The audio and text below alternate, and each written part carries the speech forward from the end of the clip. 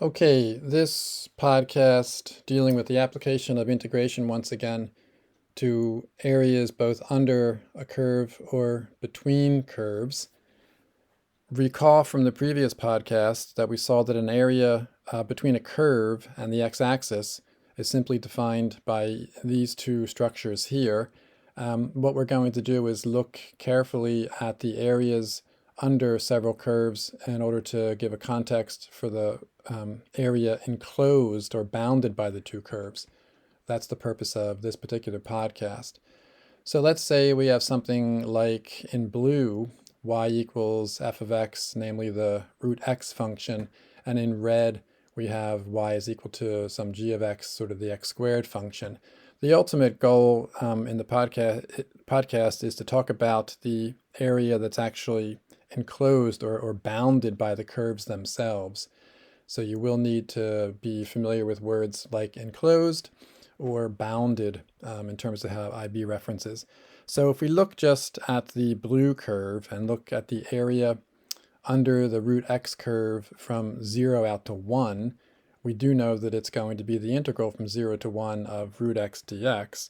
And if you went about this integration process in a paper 1 context, you of course would have the full integral here because it's x to the n plus 1 divided by n plus 1, and of course dividing by 3/2 is multiplication by the reciprocal of 2/3.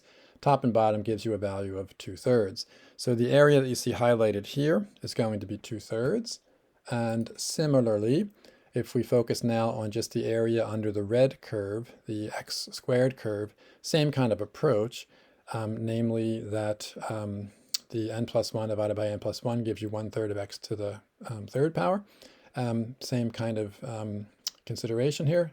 To evaluate at top and bottom bounds of the integral, you pick up 1/3 there.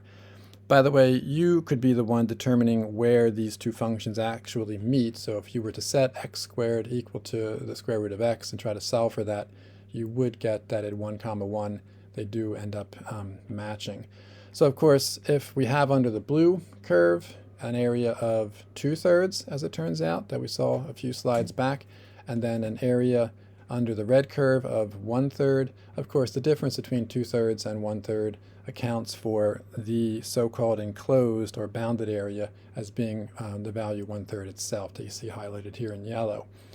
So what approach have we taken here? We've taken an approach of let's find an area first, namely 2/3, and then let's find another area, namely 1/3, and let's actually subtract the areas, which maybe suggests the possibility of, if the subtraction of the areas gives you the result, what if you actually were to subtract the functions themselves? And so because the ultimate process of integrating each of these separately leads to a 2/3 minus 1/3 kind of an approach, that's my basis for claiming that maybe we can just actually subtract the functions themselves. And so that's in fact what we can do. And so if you think about where the blue and red functions meet, namely at the origin, clearly, and at 1, 1, well, the place where they meet, and this is the interesting one right here, because if the two functions are meeting or have the same y value right there, then of course the difference between those two exact same y values would be 0. And so that corresponds to this 0 here. If we're creating a third function that you see in purple here, that basically is just the one function minus the other. And so you take the top function, namely the blue one of root x, and subtract from it the bottom one, the red function of x squared. And so that difference, if you just end up using, once again, a paper 1 style approach, you end up just respectively integrating each of them separately to get really the same familiar values you saw previously. Evaluate at the top end of 1, the bottom end of 0, and you end up picking up the value of 1/3. So that begs the question of what relationship, of course, does this bounded area by the newly created y sub 3 curve, that bounded area relative to the x-axis where you're cut off at this 0.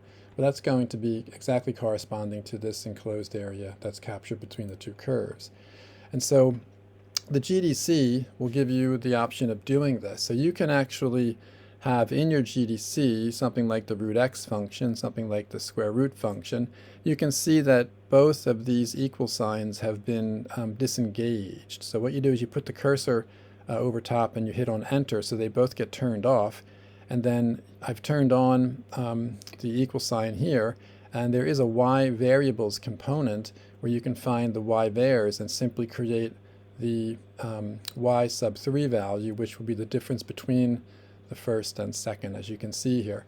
And so you end up getting this new function that we talked about previously, namely y sub 3 as the difference between the two functions. You see it here. You can just pick up the 0 of this function by using your second calc feature to get that 0, because it might be some messy value not as convenient as the number x equals 1, and you could store that and then simply do the area under the curve from, in this case, 0 out to whatever you've stored, and you'll end up getting the approximate answer that we expect of 0.333. Although you can see the GDC is a little bit crude here because the exact value of this is 1/3, but that's doing the best it can with its limited chip technology. Okay, that's it for now, so more to come. Thank you.